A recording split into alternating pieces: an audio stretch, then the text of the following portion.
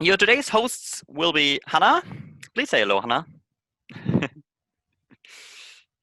And me, Hello. Paul. It's nice to have you here. Please change to the next slide. If you want to join us or have, us is the students for Future Bremen. If you want to join us or have any questions whatsoever regarding our work or whatever, just give us a mail to studis.bremen@fridaysforfuture.is. Today will be English speaking, as you already recognized. For that, we started a poll, which I will start right now. Would be nice if you participate and tell us if you would have participated in today's lecture, if it would have been in German. Hätten Sie an der heutigen Veranstaltung teilgenommen, wenn sie auch auf Deutsch gewesen wäre? Yeah, so good so far from me. Now, Hannah. Yes, so our today's topic is to talk about the IPCC reports. The IPCC is the Intergovernmental Panel on Climate Change, and you may heard of it. It's quite famous for its reports, and we will learn today what is written in it. And for example, there is 1.5 degrees aim or 2 degrees aim is mentioned, and there are reasons for that. And we want to discuss that with Bernhard Stovesandt, our lecturer today. He is a physicist, and he is from the Fraunhofer Institute for Wind Energy Systems. So he's an expert, for example, in wind energy, as he showed to us in a previous lecture. He already has given to us. So thank you for being here today. And yes, we are very interested in what you have for us today.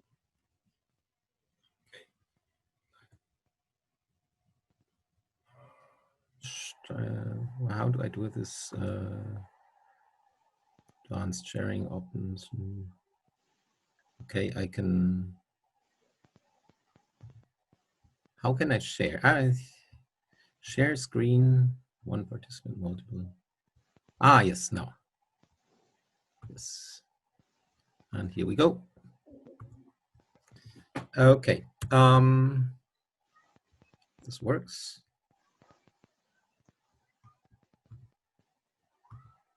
Yeah, there it is. Okay, yes, I would like to welcome you all to this lecture. I would also like to thank my co-author. He's again not here, but like we are usually doing this together. It's Martin Dörnkemper. We're both at the Fraunhofer IWIS, and basically the idea of this talk came up. Well, it was about 2 years ago when we did a seminar actually in Oldenburg. Because we had this thing of, okay, like wind energy itself, it's nice to do research on that, but it's not good as such. So if we want to talk about wind energy and why we need it, we have to find, we have to really evaluate, what is actually the reason for that. And that's when we started looking in a scientific way into the current publications on on climate change. And this was where we seriously got scared, I must say. And I will present you some of this. This is not a good mood talk. And yeah, it's so we were a bit shocked, and that's why we came up with this talk. And it's still extending as new stuff comes in whenever we have time, I would say. Okay. So we're both part of Scientists for Future. That is an association of scientists. Basically, we joined together to support the Fridays for Future movement last year because they were quite heavily under attack. You know, you all know this, that some politicians said this should be left to the professionals, and that's where a lot of scientists, like it's I think 26,000 in the end, signed this, that said, hey, we are the professionals and we support what Fridays for Future say because it's right. And so this is when we got together, and since then this also has become like a bigger structure where where basically what we do is we try to support the movement with knowledge, and that's what Scientists for Future is about. It's not so much an activist network or so. That's not the point, because basically we really want to look into the scientific status and what needs to be done. Okay, what is the IPCC? For today, this is the International Intergovernmental Panel on Climate Change. It's a United Nations organization and called for by the United Nations.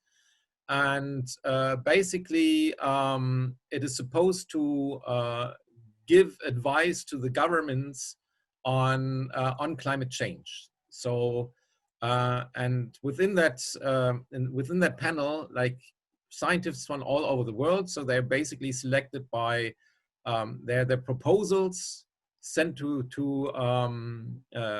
sent by the governments, and then they are selected. These scientists are basically selected by their research they do. So it's also on their expertise, and it's about 800 scientists from all over the world, at least, from all kinds of different countries, because that's quite important, because what they want is that things are not overlooked, that because some scientists are coming from specific areas of the world. So that's quite important. So it's a huge thing. In the end, they generate reports, and there is, these reports are huge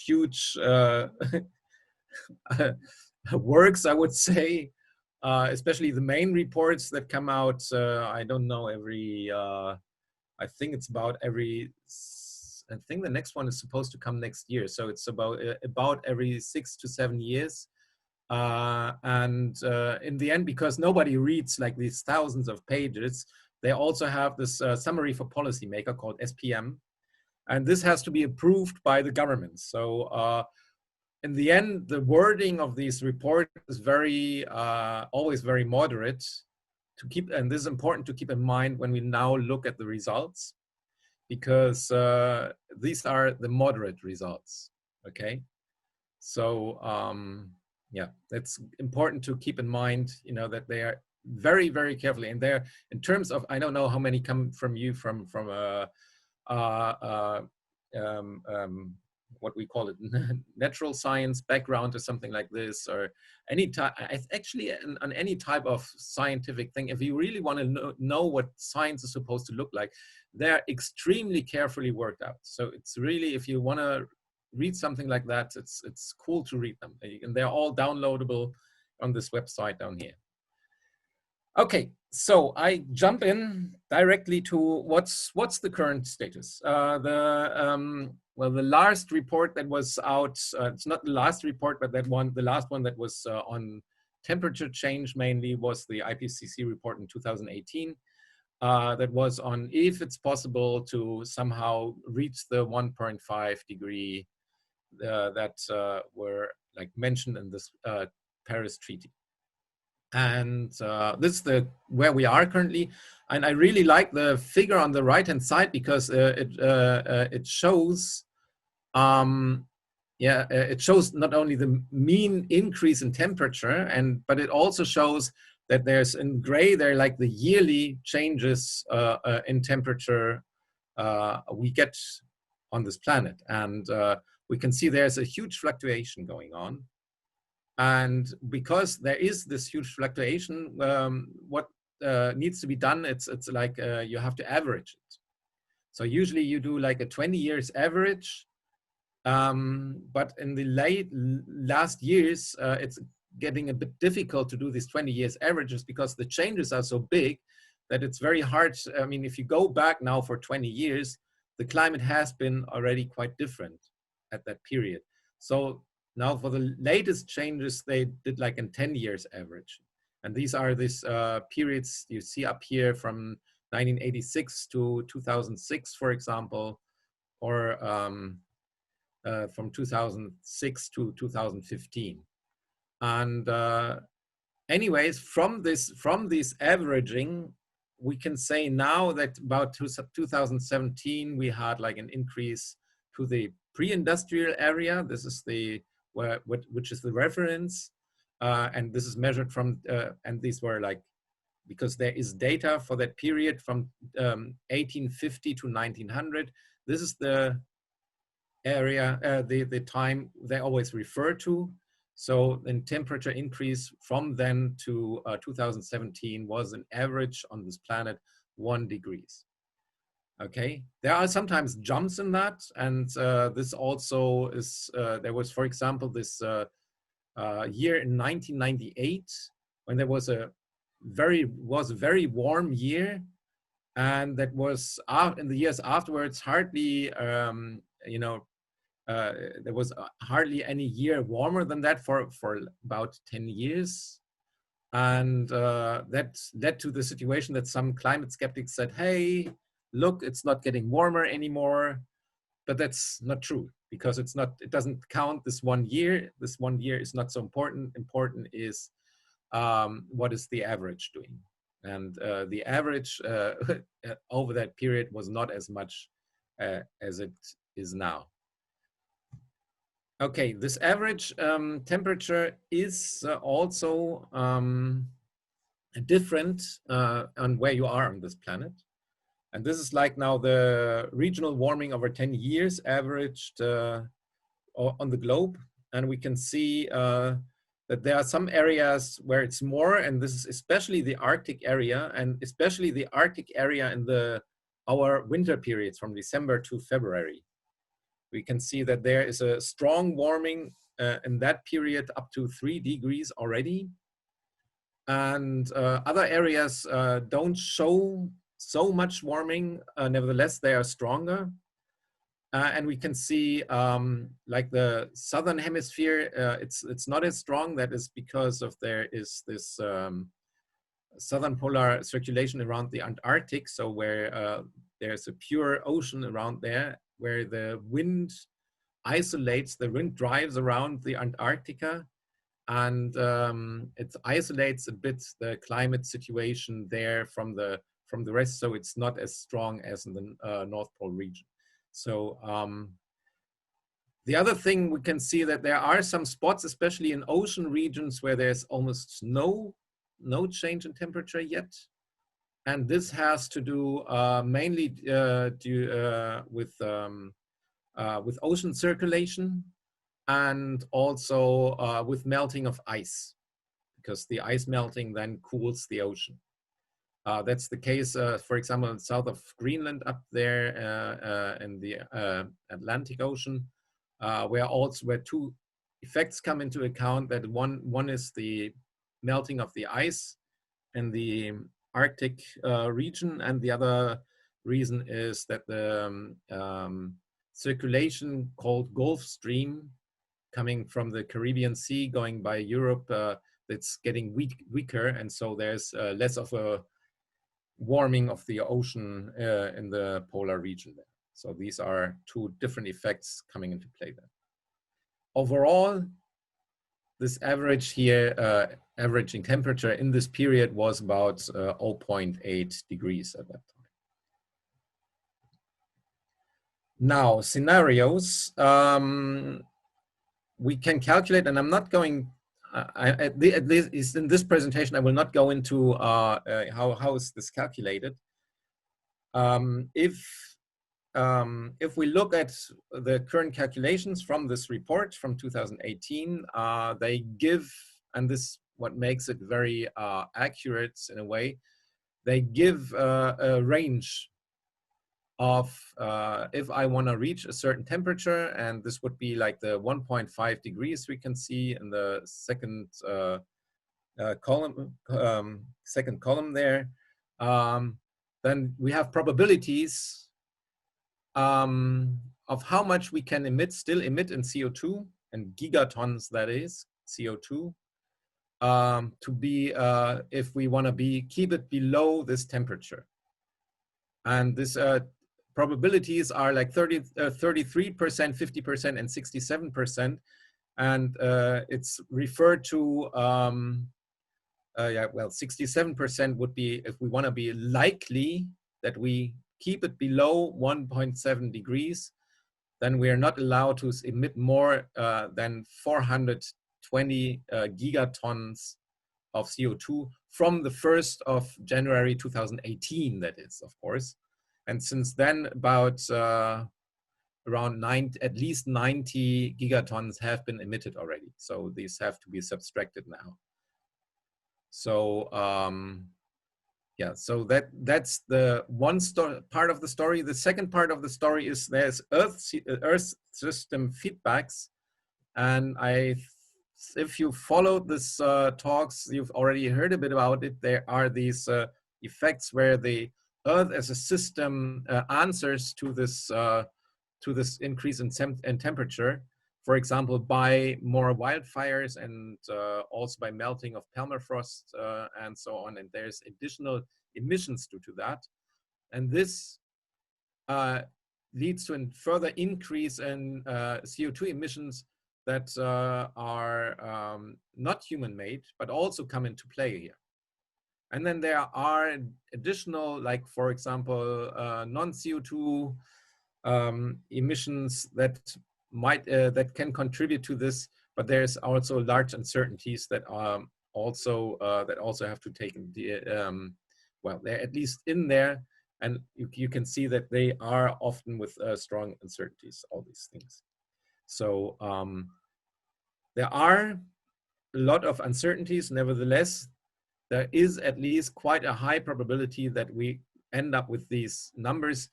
The calculations are still running. They're running right now new models again, and we will see, you know, what the budget will be in the end. But you can also see, at least with this 420 gigaton CO2, that's not so much if we want to keep it likely under the 1.5 degrees. 2 degrees would be a lot more. It's 1,170, but it's even not much. You know, if you remember, we almost spent about 100 gigatons CO2 already on that budget, if I call it a budget, and 100 go away by Earth system feedbacks, then this easily drops down. So to give you more of an idea of this, what this is currently, like 100 gigaton, I had this already. Currently, the global emissions are about, where they were in the last years, they were above 40 gigaton CO2 per year. That's about the average between 2011 and 2017, but before 2020 now, during almost all the years except for 2019, it was more or less no increase, but it was about stable. The emissions always have increased, so there's not it's not going really down yet, except for this year, of course, because of the special situation. Where the planned CO2 emissions by existing coal power plants are about 200 gigatons. So from 420, we take 100 away. We take another 100 away because we already emitted them. 200 are gone, and 200 are already planned by coal power plants that are running. And then there's further coal power plants planned or under construction, and they are supposed to emit another 100 to 150 gigatons CO2. And at that point, you can see, you know, why people are so strongly fighting against these coal power plants, because it's just crazy. I mean, in terms of what we can emit or what we should emit to reach this 1.5 degrees, it's just too much. Now,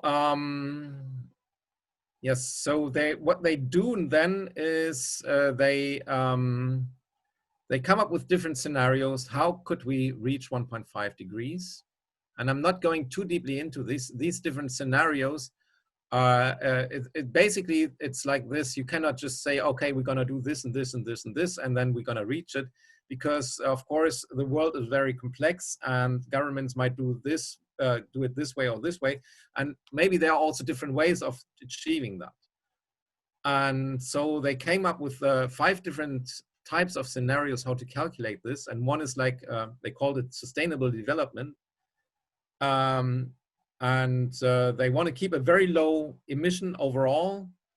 And on the other side, they want to keep also inequalities, global inequalities between the people low, because, well, if someone doesn't have anything to eat, this person will not take so much care about, well, what these actions this person might do will have on effects on climate change. So people have to be in a situation that they are able to think about tomorrow. And if they're not, then it's very hard. It's a lot harder for them to follow something that is talking about something that is, yeah, having effects in 10 years or so.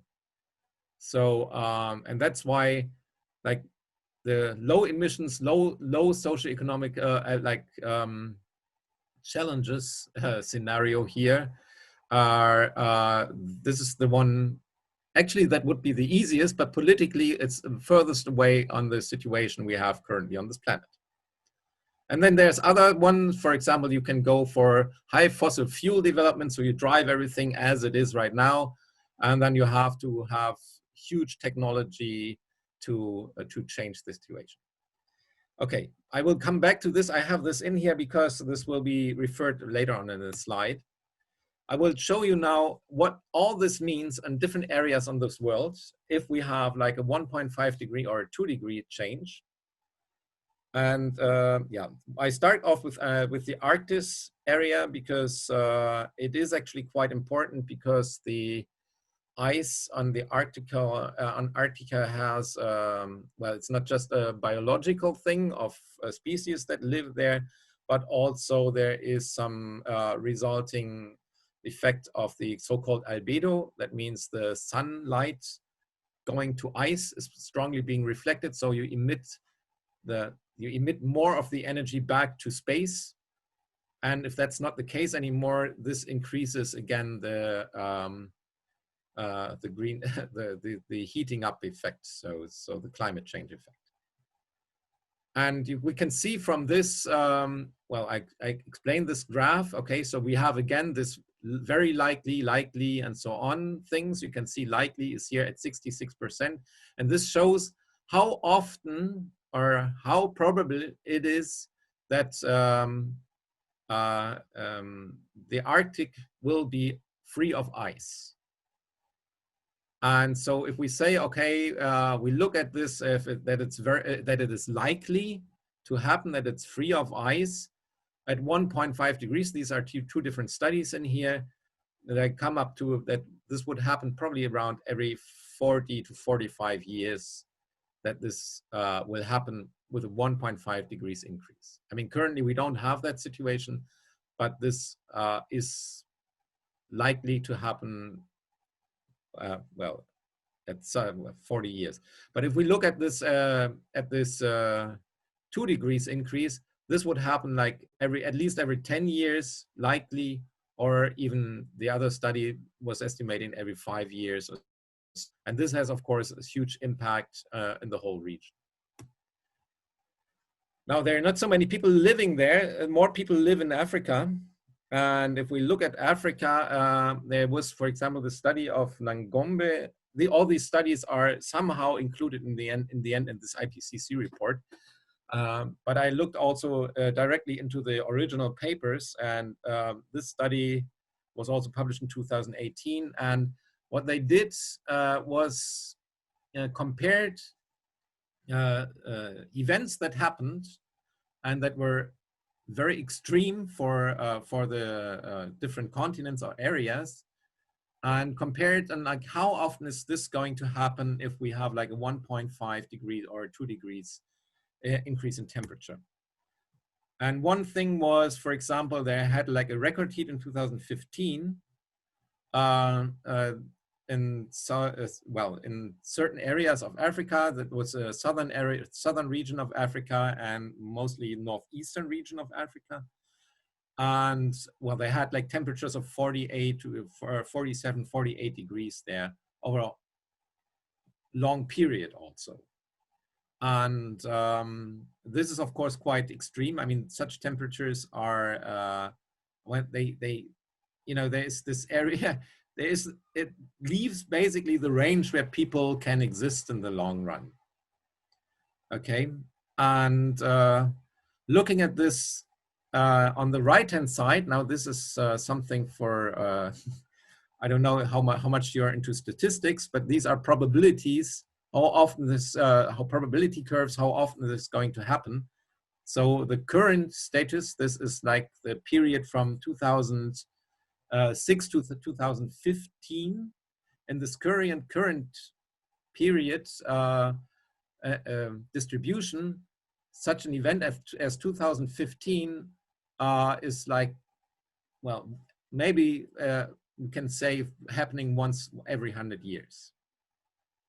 If we look at the 1.5 degrees blue line here, we can see that this whole pile has moved across, and that's basically about 80% of the cases they would have such hot years with a 1.5 degrees situation already. And in the 2 degree situation, basically it would be once every 100 years. So it would be like very, very, very, very rare that actually the temperatures would be below that. And so extreme. And this is of course one reason why the African countries strongly fought for this 1.5 degrees aim in the Paris Agreement, because they will be hit extremely by these temperatures. There's another case they looked at, was only in the well, December, January, February period. So in the Sahel area region, that was where they had even higher temperatures. And again, we can see this movement from well, some event that happens very rarely to an event at least that happens quite often. And this is, of course, very important. Another thing they were looking at was that there was a drought in 1991, 1992 in Southern Africa, which was, of course, quite hard because, of course, a lot of people also live on in what they farm. And well, the drought was a combination of, there was a strong heat and not much rain, precipitation. And the thing is, now in this curves, we can see that actually the expected precipitation will not change much, but we will have an increase in temperatures quite a bit. And we will have such events a lot more often in this area. Because, well, such events of heat at least far more often, and that means that they will also need more rain. But since the rain does not change, there is, of course, in the long run, quite a danger of drought, because the overall precipitation does not change much, but the heat changes. So this is quite a problem in Africa. Well, we can go through I will just quickly. Australia is the same, basically the same. Here it's they have this situation of, well, they also added natural, like the original temperatures. That's the very blue line here. The black is the current temperature, and then the green and red line are 1.5 and 2 degrees. And here the situation is that the well, of course, it's very similar. It's all moving towards very hot temperatures in Australia, but and events that were not there so much before. Quite important is actually also the water temperature, and this is something that is quite worrying. There was this 2016 year when the water was very hot, very warm, and this warm water well, basically kills the coral reefs. And the more often this happens, the less the coral reefs have the possibility to adapt to this or to recover. And we can see in at least 2 degrees temperature change that this will be quite more than half of the period of the times there will be such a high temperature. And I will come to this later, what this means. Now, for us, Europe is always interesting. Okay, this is a complicated graph, and I will. We have on the left-hand side the temperature changes, and on the right-hand side the rain changes. And there's the mean, so the average, once in summer and below in winter always. And on the small pictures on the right hand side, this is like the maximum and minimum temperatures per day expected. And we can see from this that, well, in northern Germany, and it's only the difference. So it's 2 degrees minus 1.5 degrees. So that's the changes how much warmer would it get in Europe from 1.5 to 2 degrees? That's the question. And we can see that, well, at least in northern Germany, in average, it would be a bit less than 0.5 degrees. And while we can see already that, especially in the polar region, it will be a lot more. And we can see that, especially in the winter time, this is even more extreme. And the reason for that is, of course, that Europe, the coastline of Europe is always strongly influenced by the ocean, and the ocean itself does not increase so much in temperature that we get this 0.5 difference there. So that cools us a bit. And we can, on the other side, well, this there is still an increase in our region, and yeah, and we can see that especially the very cold days in the winter, they will strongly decrease. So we will have a lot less very cold days. So basically, that was in German they can say Schnee von gestern. In terms of rain, there is not so much change. We can see in Scandinavia it will be raining more, and especially in the Mediterranean region it will rain less. But overall in Europe it's not so much change. So of course it has an impact in the Mediterranean region. Now this is examples. I don't know, like how often will we have such situations, for example. Yeah, it's one thing, for example, was here a very cold December and on the British Islands. That's very rare. That has been very rare and will not exist anymore. And on the other side, very strong summer, for example, like we had in 2003. It was, sorry, it's a long time ago, and some of you were probably very young at the time. But I remember that because we had these 40 degrees outside, and it was the people were dying. We had a lot of people dying because of heat in Europe, especially in France. A lot of people died, and like this is currently we would have every 4 years such a summer, and this will increase to 42% or 59%, so more than every second year. Depending on 1.5 or 2 degrees. And this, of course, it does, that is quite a big change. I mean, 1.5 degrees is already quite a big change, but 2 degrees means basically this is, yeah, I don't know, it's like we would get very hot summers. It's,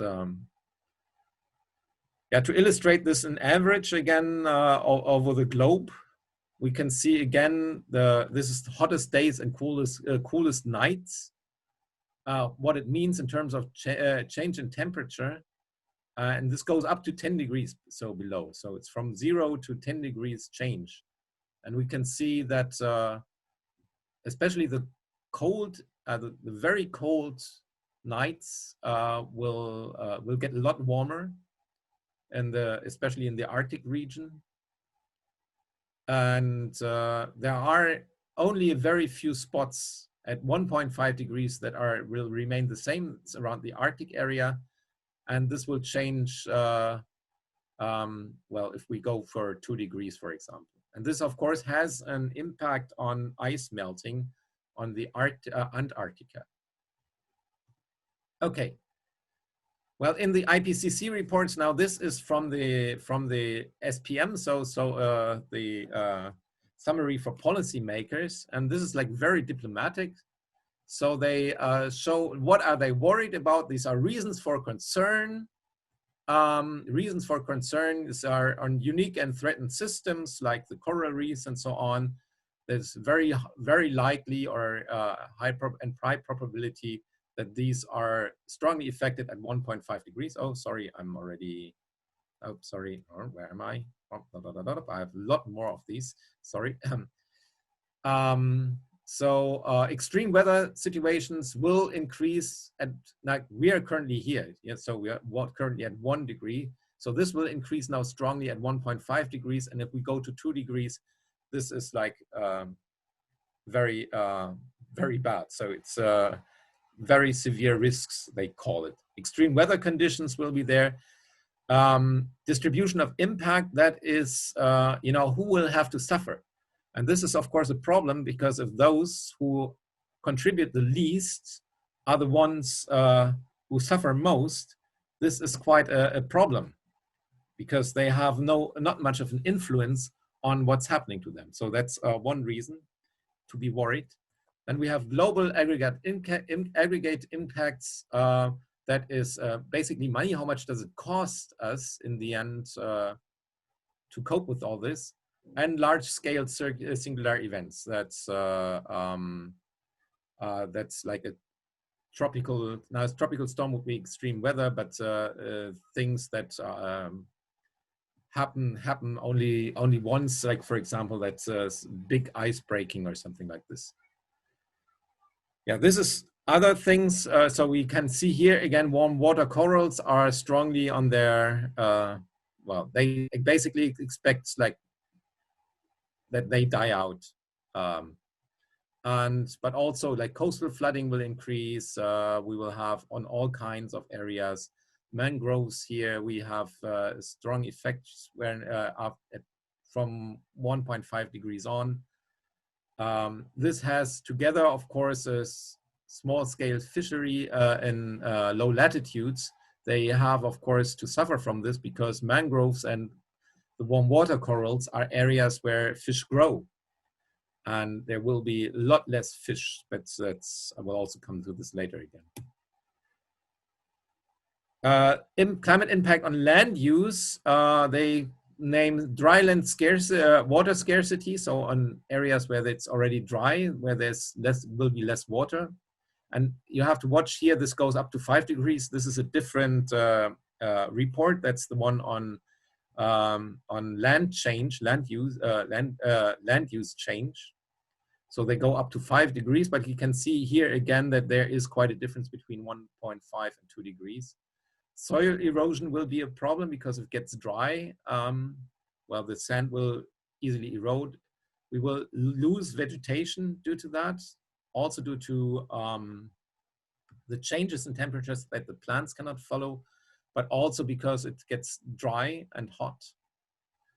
We will have a big increase in wildfire damages. We have permafrost degradation quite a bit, like it's, and that's what they're very worried about when it gets above 2 degrees.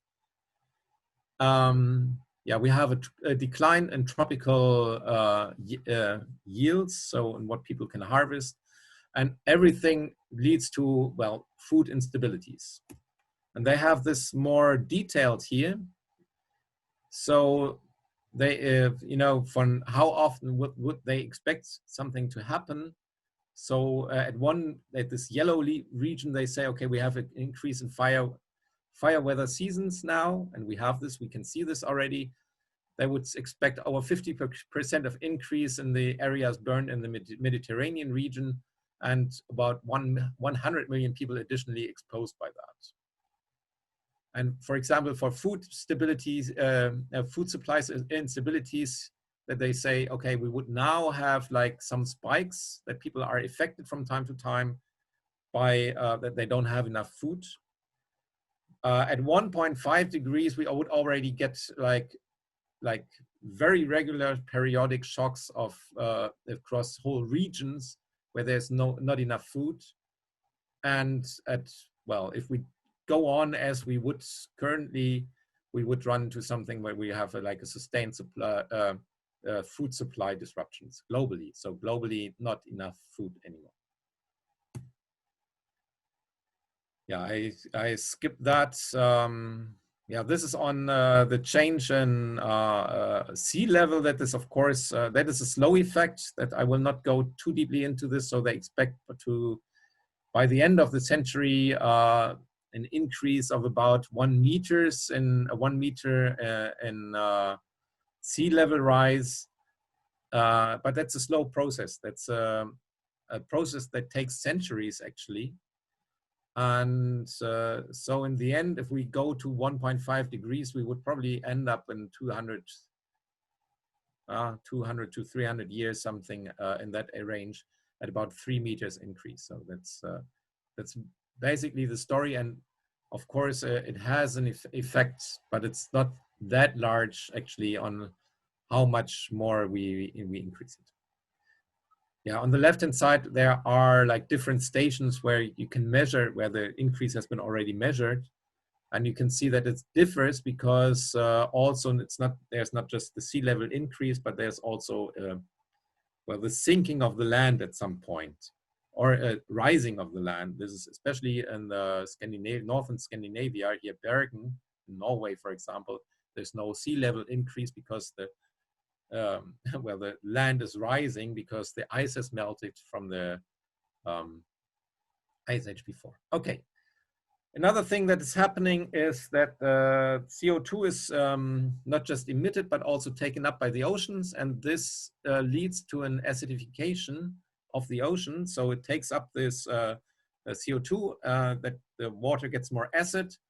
And this is a problem because there are some animals that build up, well, especially shells from calcium carbonate, and they cannot do this anymore if there is the water is there's too much acid in the water. And well, this is a process that is more critical the higher the pressure is. So this process of that they are not able to build up their shells anymore starts in the lower regions. But there is this report here, it's also it's in this IPCC report where it says under many models and scenarios, the aragonite saturation, this the process they're doing, is projected to reach the surface of the oceans from 2030 onwards, with a growing list of impacts and consequences on ocean organisms. And these, especially like since most of them are like rather small animals and they're at the beginning of the food chain, this will have quite an impact on all the life in the oceans. From, well, yeah, so this actually they refer to this publication where I took the figures from, on the right hand side. This is especially in the colder regions more severe, and that's why it comes from the Arctic Antarctic area where it's displayed. Okay, I said already something about the Arctic regions. I'm not going to tell this. I mean, I said I have a lot of things. In Southeast Asia, this is like a table they have also in this report in chapter 3. So they exactly say what they would expect. So for a 1.5 degree warming, they would, of course, there is the risk of increased flooding because of sea level rise. They will have heavy precipitations and a significant risk of crop reductions, which can be avoided at 1.5 degrees. And then they would expect a 1/3 decline per capita in crop reduction at between 1.5 and 2 degrees. And well, for higher temperatures, that yeah, they would expect that there's a substantial reduction in crop. And that's, of course, has quite an impact for a lot of people. There's not enough food anymore. So, well, small island, that's basically, a lot of that is known, that the small islands have a problem because of flooding. They also have a stress of in water, fresh water, because if the sea water is rising, it presses into the bassins where they have where there is fresh water also on these islands. So they have a decrease in fresh water, and this is of course quite a problem. Also here you can see that they expect a loss of 70 to 90% of the coral reefs with an increase to 1.5 degrees. And well, a loss of most coral reefs remaining if it increases further. So yeah.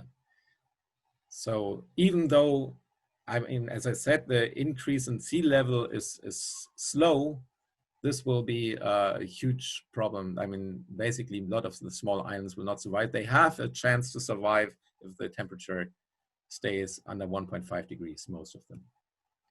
In the Mediterranean region, especially a problem with drought. So they expect a reduction of runoff water. So runoff water is like the water in the rivers and so on, of about 9% if it stays below 1.5 degrees. So about 70%, so they have always this likely range, right? Of 70% if it's between 1.5 and 2 degrees. And yep, sorry. And so there will be a high risk of water deficit, basically, for these regions. For West Africa and, well, the Sahel region, well, the main thing they mentioned there is a reduction in, well, crops, especially for, they calculated here for maize and sorghum production. So that's base nutrition. So by 1.5 degree, already a reduction of 40%. I mean, it's not the region in the world where the people are known to have so much excess food production. So this is quite a problem. And so there is quite already at 1.5 degrees, there is quite a risk of undernutrition.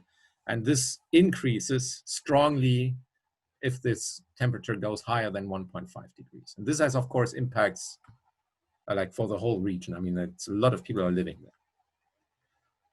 Well, it's very similar for Southern Africa. It's not as distinct, but yeah. So there is actually it's one area where they say, okay, they also have a high risk because of increase in mortality of due to heat waves already at 1.5 degrees. I mean, this is very hard to say. I mean, if the risks are already high, how do you, yeah, what do you say when it gets worse? So this is, yeah, for the tropics, there is again also this heat wave, so increased number of hot days and hot nights as well as longer. And so in the end, it gets to, well, like they say, oppressive temperatures and accumulated heat waves during very likely duration, very likely to directly impact human health and mortality and productivity. So this is what we are talking about. And so it's getting so hot that people are not able to really work or be there. Yeah. And of course, there is again a risk of tropical crop yields, well, in many regions of the world. Increase in need for, already from 1.5 degrees, it's a problem. And for if it gets warmer, it's more extensive. Yes, and I know you already had this this thing.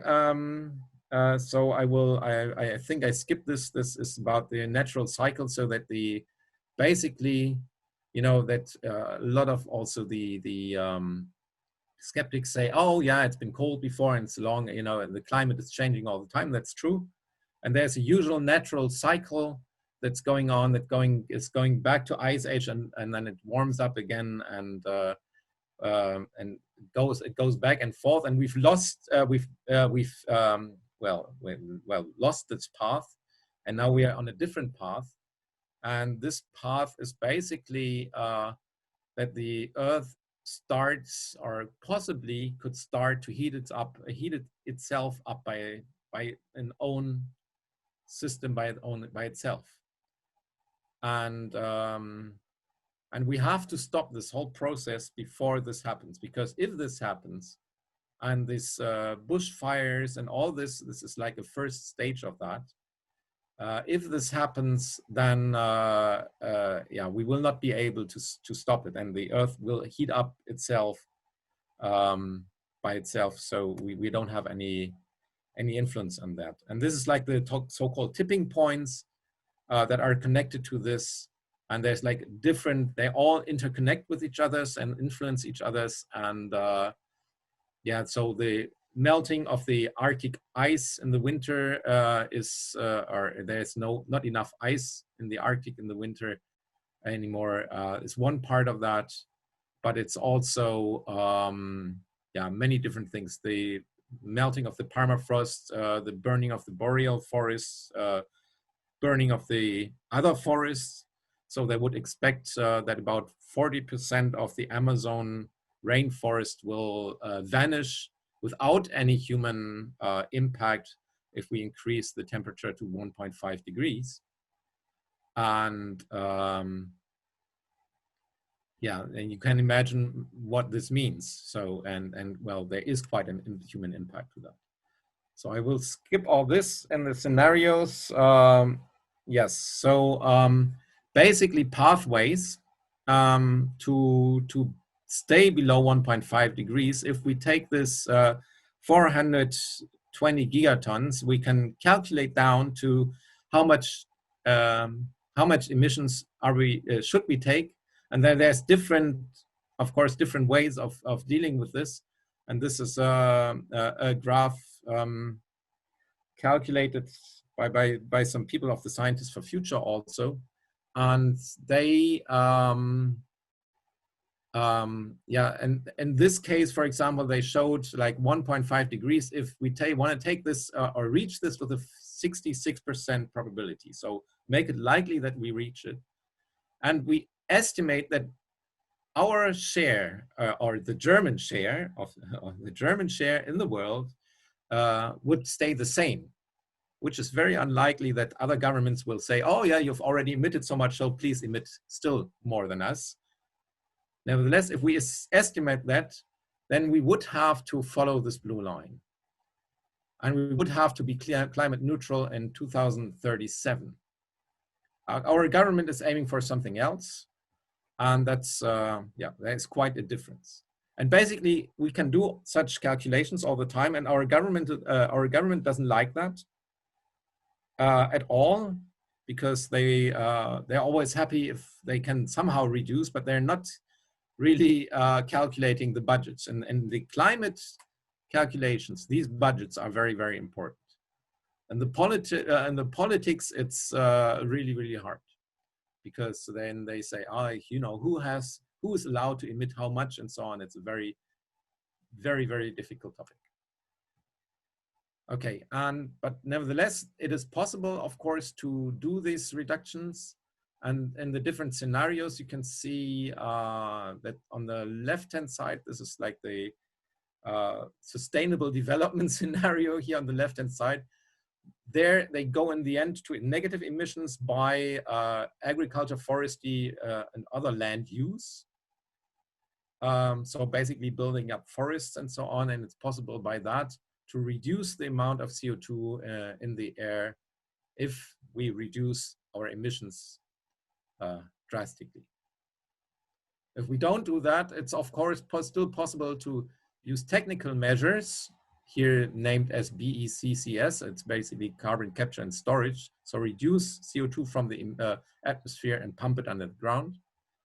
But depending on the scenario, and this on the right-hand side would be like the scenario for fossil fuels economy scenario. this would mean like enormous amounts of CO2 that would have to be removed from the atmosphere.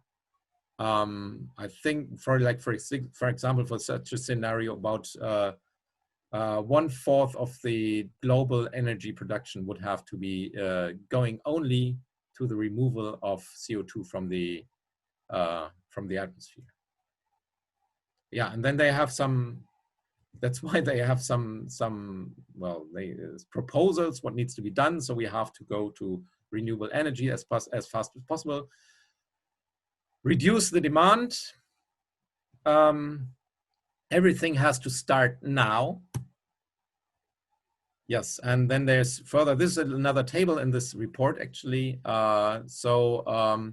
That basically the additional, if we want to be better than 2 degrees, we have to reduce mainly CO2, because non-CO2 greenhouse gases are already included in the 2 degree scenarios. We have to invest in completely different things. Well, people think of that now, but it's not really consequent. Yes, and they say, hey, the more sustainable the scenario is, so that means also a mitigation of poverty helps seriously to prevent climate change. So this is actually of quite big importance. Yeah, and well, they say, okay, we might have to use this carbon capture storage thing, and we have to switch everything from fossil fuels to electricity in the end use sector.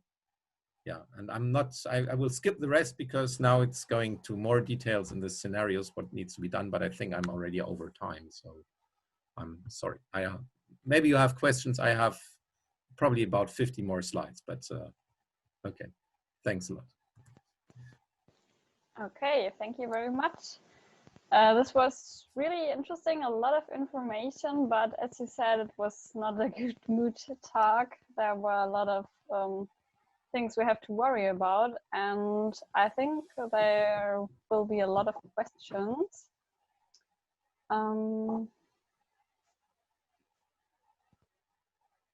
So now it's time to tell your questions, and I already saw something in the chat.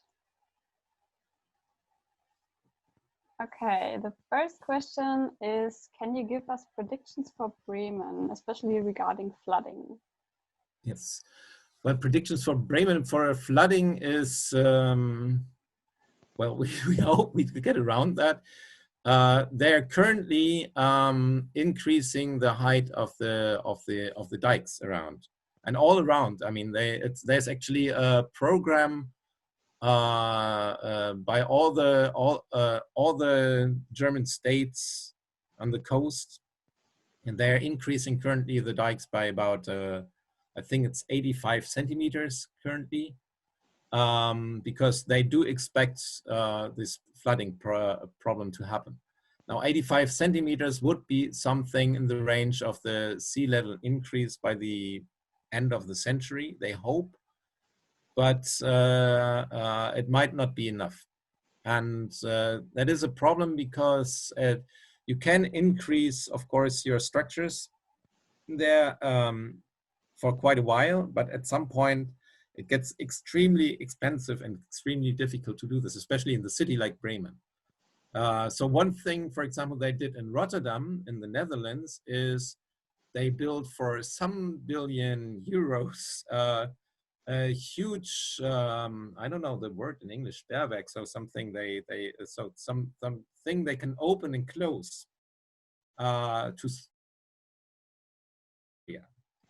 and there are actually people thinking of things now that they could do this with the whole German Bight.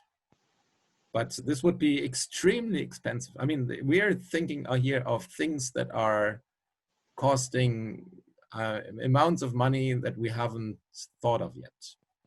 But I mean, for now, I would say probably until the end of the century in Germany, the capacities are there to cope with the sea level increase. In many countries of the world, this will not be the case. And there actually, I saw one publication, I have it actually somewhere, where they actually calculated for Europe on the cost benefit, on how much would it cost to save this area against well, the economic benefits of just leaving it alone. There are publications already on that. So the discussions are already on which areas we will just let go. Okay.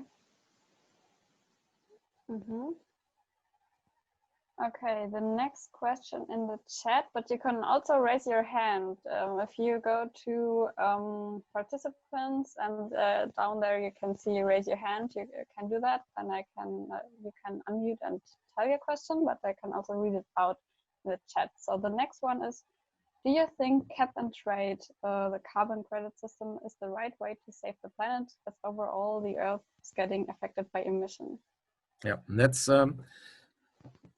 well, I'm not the specialist on that, but in Scientists of Future, of course, we do have specialists on that. And as far as I understood from them, they said this is a good measure to reduce the carbon emissions to a certain extent, but it does not work in the end because we have to get to zero.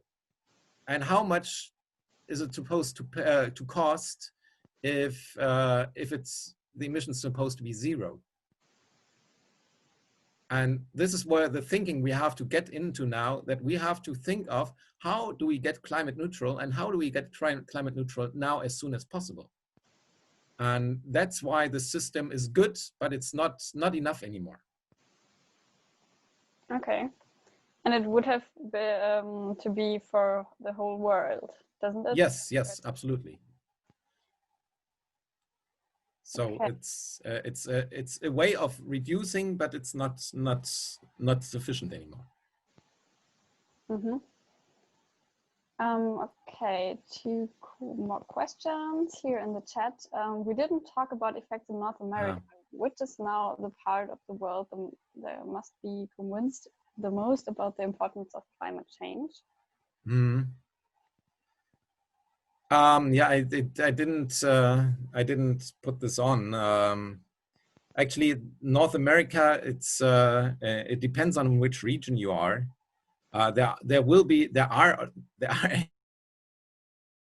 affected, and it's getting worse. But I didn't really focus on that yet. But they are actually having already quite some impact, and this will be even stronger, especially and that's of course interesting to see these central regions, which are usually very conservative, and they have especially an impact due to, well, it's getting hotter, and they have less precipitation, so they're drying out. And yeah, there was a second question there. What is your opinion about the trending shift to electric cars and natural cars? Yeah, that's a good one.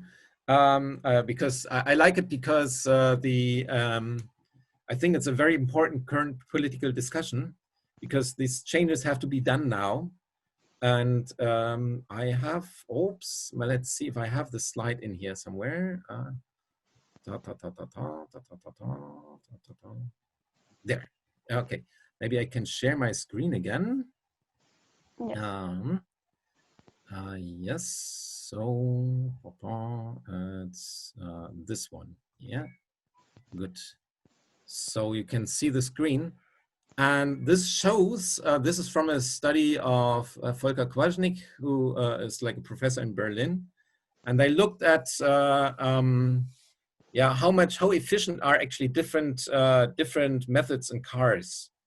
And because the idea of this is, okay, in the end, we have to, it's not just that we have to run in carbon neutral, but also the question is also if we somehow have to produce the energy. So if we go for carbon neutral driving, what we can do is, of course, we can produce electricity, produce some hydrogen from that, and maybe some methane from that, and then drive a car with this. And we can see that this is, in the terms of the efficiency, 5 times worse than, for example, using the electricity directly in a battery car.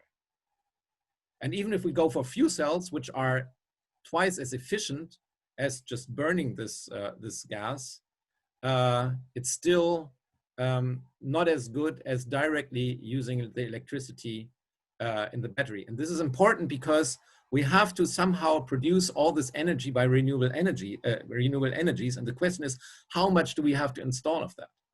And if we suddenly have to double our renewable energy amount because we are running in a worse efficient type of using the energy, this is an enormous amount of energy we would need, and we would need to install enormous amounts of wind energy and use so many scarce. I mean, we have to do huge investments anyways in the next years.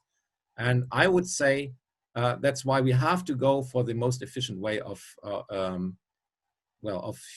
using the energy, and this would be electric cars by batteries.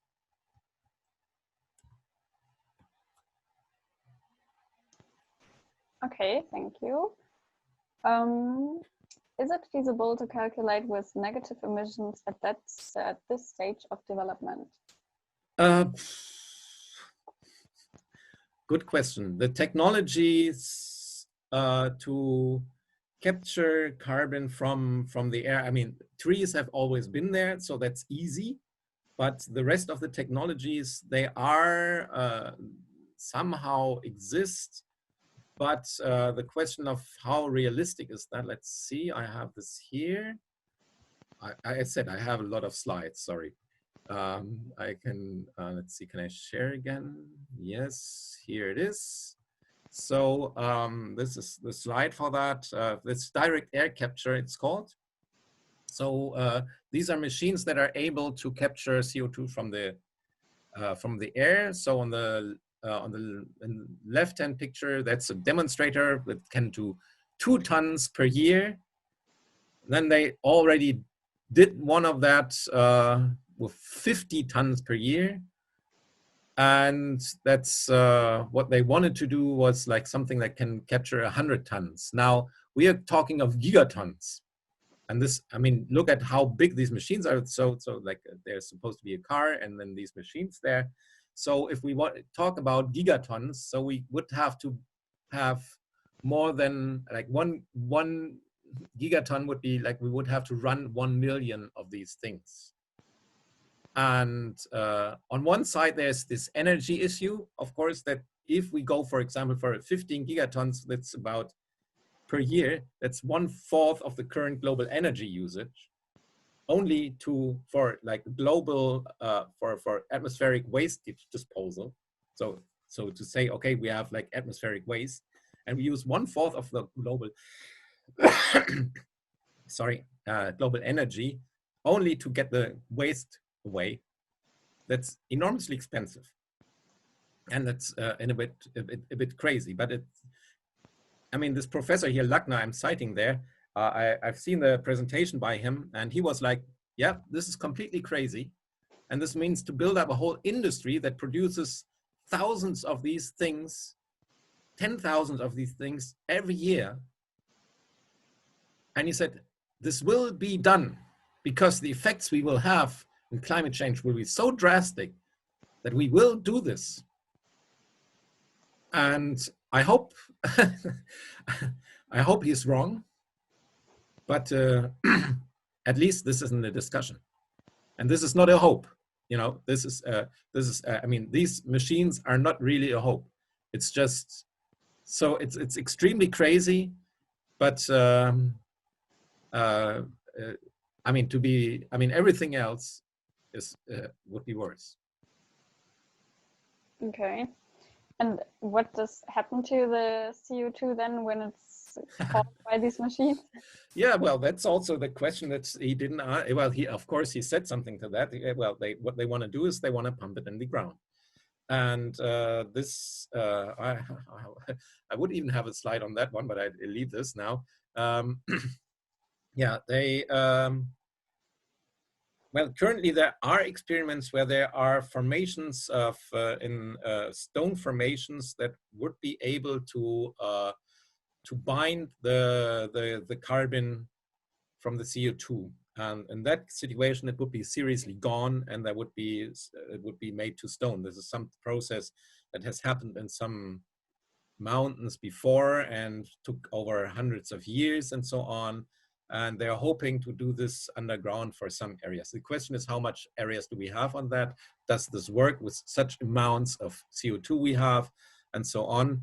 And if this is not the case, they would just pump it underground and hope that it stays there. If it doesn't stay there, it's a problem, because it's CO2 is heavier than oxygen and the rest of the air. So it would stay close to the ground if there's no wind. And that would be, of course, a danger for all oxygen-breathing animals, or, well, human beings, because they could not breathe anymore, because it would get rid of the oxygen, put it apart. This is a danger, of course, and on the other side, of course, it would still go into the atmosphere. If there's wind and it's blown away, then it would go into the atmosphere, and we would not get rid of the problem. And, well, they discuss this actually in the IPCC reports, and they say, yeah, they expect, well, if a well-maintained storage to be able to keep 98% of the CO2 for over 10,000 years. And if a non-well-maintained storage, so there would be always people monitoring this. So you need people to do this. And if that's not the case, they would expect about 78%. And that means, well, that's about 1/4 of the CO2 would still be going back to the atmosphere from that. So if it's really a question if this is in the end the answer. I have my doubts, but it's still, as I mentioned, you know, it's like people are a bit desperate. Mm-hmm.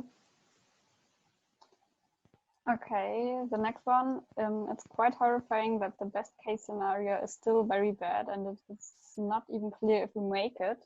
So sometimes I wonder if human life is in any way is possible if we fail to reach the 2 degrees goal. Yes, that's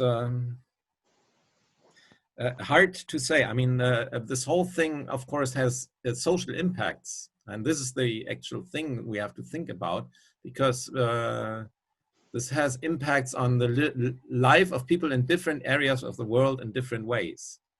And the question is, like, how do we deal with this? I mean, how do we deal with this, that in some areas people will not be able to live anymore? And of course, they will not stay there. And yeah, how you know, how do we share this thing that basically has been, I mean, the cause of that is mainly within a few countries in the world. And this should be a discussion. This discussion is not going on yet, but we do have to deal with this. So this is the climate justice discussion, you know, and I think it's very, very important that we don't, you know, if we don't just let it go, because this might lead to conflicts which are disastrous for the people and would increase again the problem. Yeah. So I don't know. I cannot answer, you know, how this will be if we fail the 2 degrees. I don't know. It's I mean, there's still, you know, still this thing of taking CO2 out of the atmosphere. That's where people come in with this. But yeah. Yeah, okay.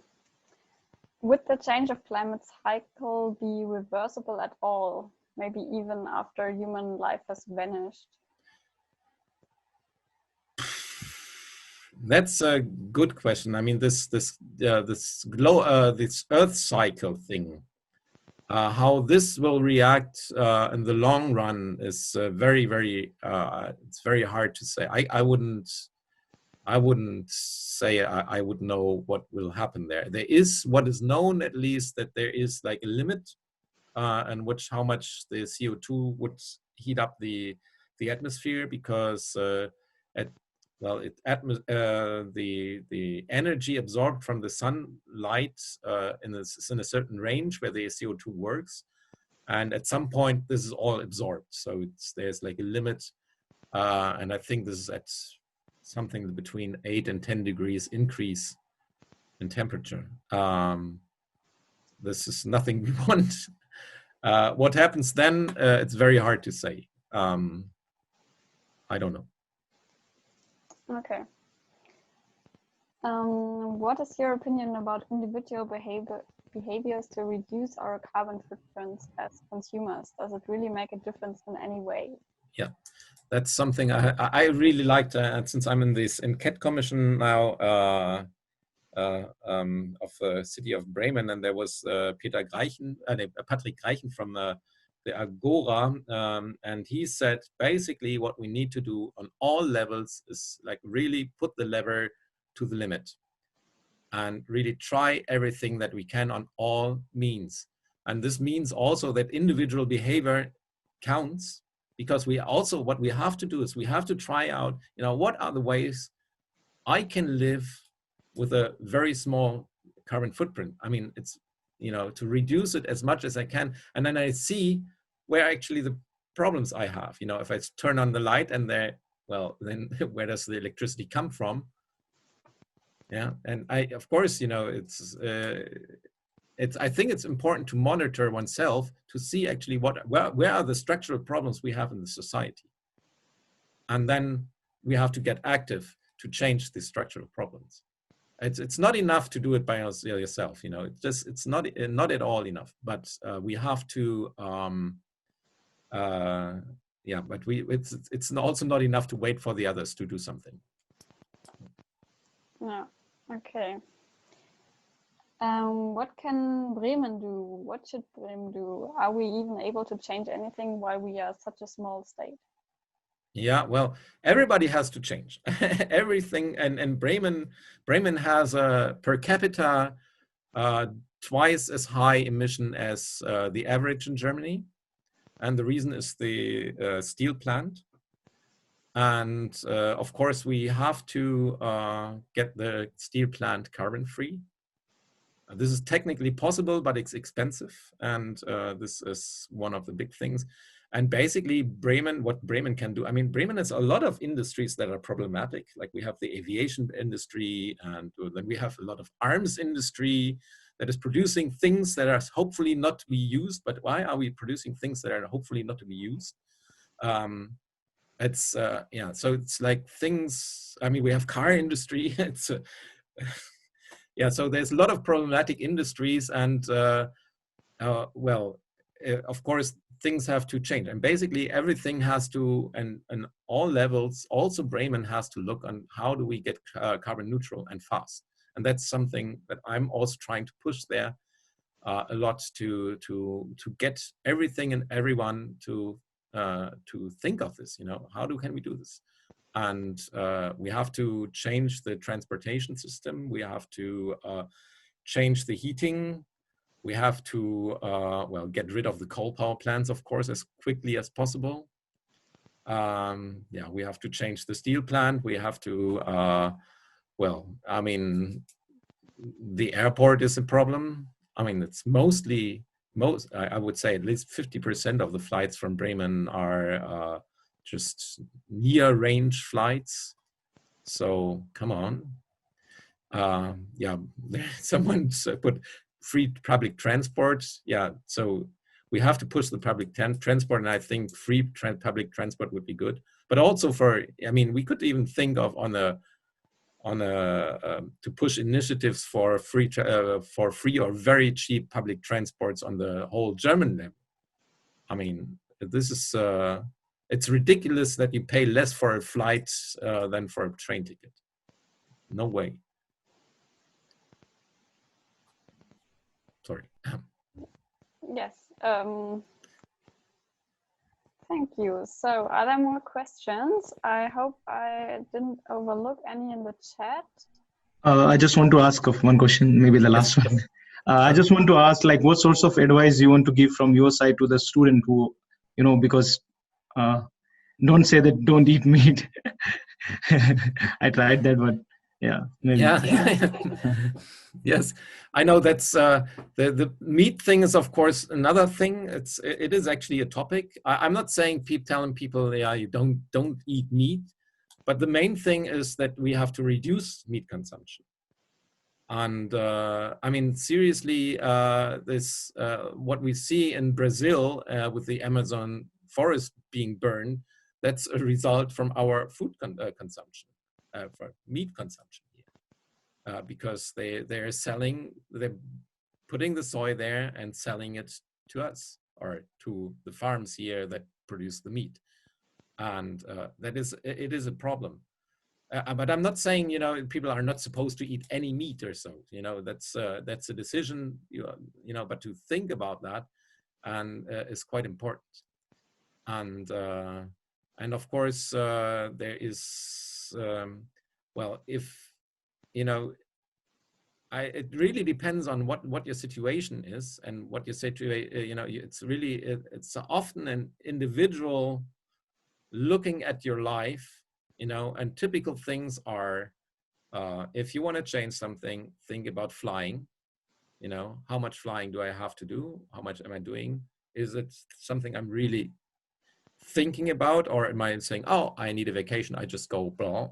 You know, others have, I you know, in my work group, for example, we have people from all over the world. And of course, you know, I'm not saying, hey, you're not allowed to visit your families anymore.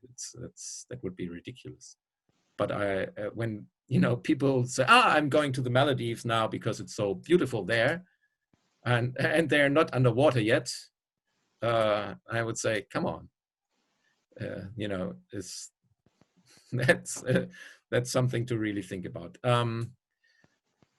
One thing to think about is always also heating, and especially here in this area, and this is strongly related to the areas, like how much space do I have? It's not so much for students. Most students don't have such, you know, don't live in a big mansion, but this is one reason, for example, why especially people who are well off and have a lot of money, they have a way worse budget in CO2 than others, because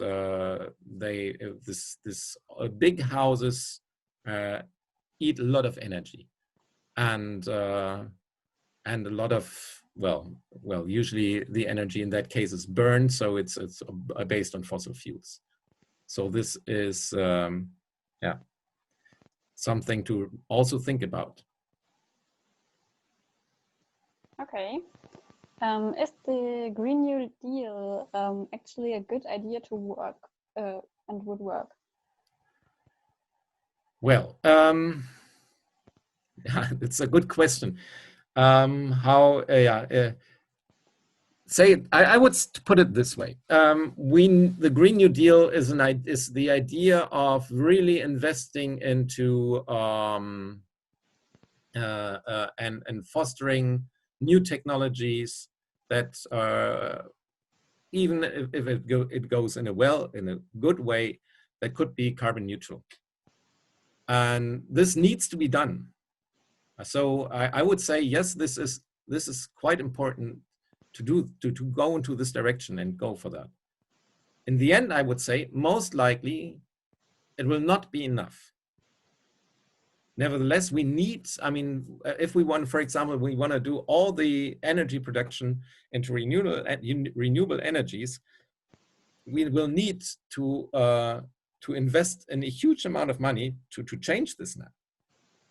Right? The whole, I mean, right now in Germany, okay, we have about 40% electricity, and this is electricity only, in renewable energies. Now we have to go for that's heating systems, so that has to go to electricity as well. The transportation system also has to go completely to electricity as well. So everything has to go into renewable energies, and this will this will be an enormous amount of, so we will need a lot more electricity in the future than we have now, even if we get more efficient. And that means we have to move a lot of money there to do this, in terms of money, you know, so we have to do this. But I don't think in the end this only will help, especially if we, for example, we look in the agriculture system. I don't see how we could change the existing thing as it is to something that's carbon neutral. There, it needs changes that are beyond that. Mm-hmm. Some scientists at the IUP, the Institute for Environmental Physics at the University of Bremen, claim that scientists should not get involved into climate activism and should remain aside, providing an objective perspective. What do you think? That's a good one. Okay. Well, the question is like, what is objective? That would mean, like objective means basically I'm putting myself out and looking at things. And of course, that is possible, but I'm never out at looking at things, because it always depends on what do I look at, what is actually of my interest, what is my perspective, and so on. So it's not, science is never completely neutral, and we always have to keep this in mind. Nevertheless, of course, if I do scientific work and if I look at science, it's quite important to really I mean, there are guidelines. Science means basically I have guidelines on how to work. And I think it's quite important to keep that, but I'm able to do this even though I'm speaking out on the findings I have done. And this is, for example, one reason why the Scientists for Future also say, okay, what we do is we give the information we have from science and we communicate this. But we are not going to be the ones who are, going out so much with a banner and saying blah, blah, blah, blah, blah. Some people from Scientists for Future do this also, but it's really a question of this, how much actually do we openly get involved into this political debate. It's always a question. I do this because I think it's important, because I think it's there's an urge to do this. I mean, the situation is urgent, and to just say, okay, we only do objective science here, and we're not pushing the knowledge we have. And that's actually the situation currently. That's why the people were last year so angry about it, because there has been such a big frustration within the science and the climate research about the situation. These people have been doing their research and they've been talking to the politicians, say, here is our report, read the report, it's getting more urgent. Look here, it's even getting more urgent now. And 5 years later, it's even no more urgent, and you have to do something. And look what it means if you don't. And nothing happens. And that's why they were so angry about this. And this is the situation we have. And I think it's the point of that. Even the scientists have to stand up and say, "Hey, this is not. We cannot go on like this." Nevertheless, we still have to stick to the rules of the science, and we have to follow that. And if tomorrow the finding is okay, things are different than we thought, I'm happy. If things are better than we thought, but that's not the case. But for example, I know that they're currently working on a new climate model, so that's more accurate. But there was a run, for example, on this new climate model, which is quite a big effort, that went wrong, and so they withdrew this now. Okay, so they said, "Oh no, we're not going to use this because we have to stick with this, and we have to really follow the rules." And this is very important. Mm-hmm. All in all, do you personally believe that we managed to stop the climate change and solve the problems we have? How are your hopes? Yes, the question, like I have, it's very difficult to look at different. We have to look at different regions in the world and the different situations. I would say at least the last years have changed a bit. And there is at least some kind of movement to change something. The question is if we are able to stop this quickly enough. So the question is of where we end, but there at least there is some movement to change this.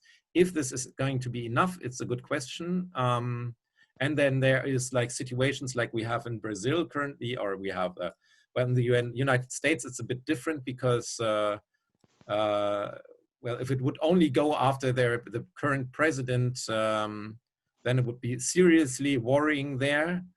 But since the states themselves have a strong influence also on what's going on there, he's limited, and that's good. So, but nevertheless, you know, if under such political conditions, things, yeah, it's hard to say. I mean, I hope that things, especially in these two countries, change quickly because they are quite important. So I still have hope. I wouldn't be doing this if I wouldn't have any hope, but it will need quite a political effort everywhere. Mm-hmm. Where could we maybe start the discussion about climate equality effectively?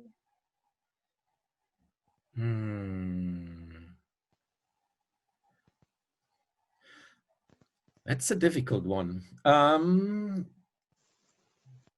Yes, because I think, well, the discussion has to be, well, this discussion has to be done, especially in the, well, in the well-off country that are most emitting, I would say, and that have the least effects, because these countries are the countries that, well, that have to do something with the situation of the people that are most affected. So we have to do this here. And I think it is important to, yeah, to do this discussion, to bring the knowledge, to generate knowledge by the, for the people, by basically transferring knowledge from other areas that are more affected to here. So start more communication. I think this would be very, very important, and we have to do this. And yeah, but to get this in a broad discussion, it's probably not going to be easy. But we need this. Okay. How can we solve the freshwater problem?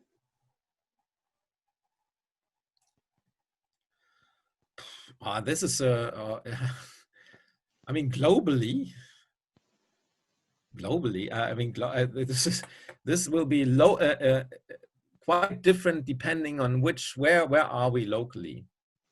If there's a solution that makes sense or not, it really depends on where you are, where was your fresh water, can you, yeah, I don't know that's called desalination, so get the salt out of the water somewhere and get fresh water, with what kind of effort do you have to take? Yeah, it really depends. Paul also wrote, let's start in Germany. Oh yeah, that's fresh water in Germany. Yeah, that's of course, I mean, the fresh water problem here is, yeah, it's a good question of how do we deal with this? Like currently they're more going to more groundwater, pumping it all up until it's gone. And then there will be a problem with that. I would think most likely there's at least this discussion on the have more dry sustainable plants, so there would be less of an impact of less water. Yes, and then there would be like, I think maybe it's also the type of agriculture you need to change, because there's agriculture that uses less water, or that's able to maintain more water. things like this. But this is a very, very special topic that would be very interesting to. It's not my special topic. Yeah. Okay. Is there any discussion happening on the world human population growth as it affects and its effects on the climate change? I know this sounds very cynical, but it is something which has to be discussed. Yes, there is, of course. And the issue is that the countries with the biggest, which are the biggest emittent, are not the countries with the population growth. And there is, of course, some kind of there is a population growth in a lot of countries in the world, but since in most countries, this is not true for all the countries, but in most countries, this does not even lead to such a large increase in the CO2 emissions, because people are they don't have even the resources for such large CO2 emissions. That leads more to other problems, like, for example, well, the problem is then, for example, that the possible usable land for agriculture in the future will decrease, as you saw. And if the population increases, then you have like a food problem. It's not so much a CO2 problem, it's more like a food problem. And so it is actually quite discussed. There is some discussion, but like in this discussion also, and there we end up again with this sustainable scenario. The situation is mostly that people, like in a lot of regions, it has a strong influence on, you know, how well off are you actually? How much do you need kids to take care of you in your older age? How risky is it to have kids? So people have, the poorer they are, the more kids they have most of the time. It's not completely true for everyone, you know, but it's in the average, that's the situation. So basically it means that we also have to raise the standard of living for people. And yeah, and this again goes with the climate change. So it's all interconnected. Yes, it has an effect. Yes. And I think also education is important in that. Yes, yes, education is also important. But how do we educate people if the kids have to go to get food for their family when they're already quite young? So yeah. Okay. Does the thermohaline effect in the deep sea affect the world climate change in general? Yes, yes, but it's more like the climate change does affect the thermohaline effect in the deep sea in the long run. It's a very, very slow process, but overall, this is actually also being affected. Yes. So in the end, yeah, there's like a circulation going on because of temperature changes and salts. The amount of salt in the water, and so yeah, this is affected in different areas in different ways, and in the end, yes, this effect itself is affected, but also climate change is affected by this. So it's like goes together. Mm-hmm. Okay, so we have 5 minutes left, so I would say a last question. Are there any more questions? You can also speak up loudly now.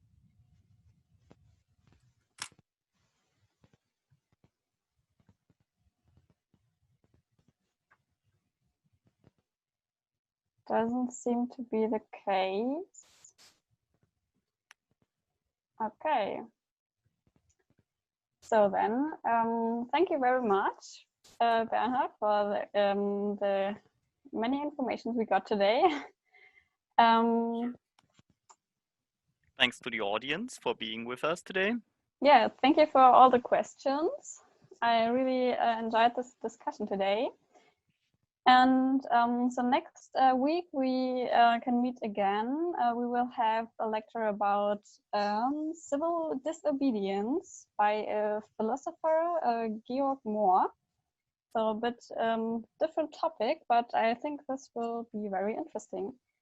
So hopefully see you then, but unfortunately for some of you it's in German again. So yes, this is how it is. Okay, if there's nothing else to discuss, I would say have a nice weekend. Enjoy the sun. It's a beautiful sunny day out there. Go outside. I would recommend maybe have a swim. I will definitely have one now. And enjoy your evening. Thank you. Okay, thank you so much. Bye. Bye-bye. Bye. Thank you so much. Bye. Bye bye. Bye.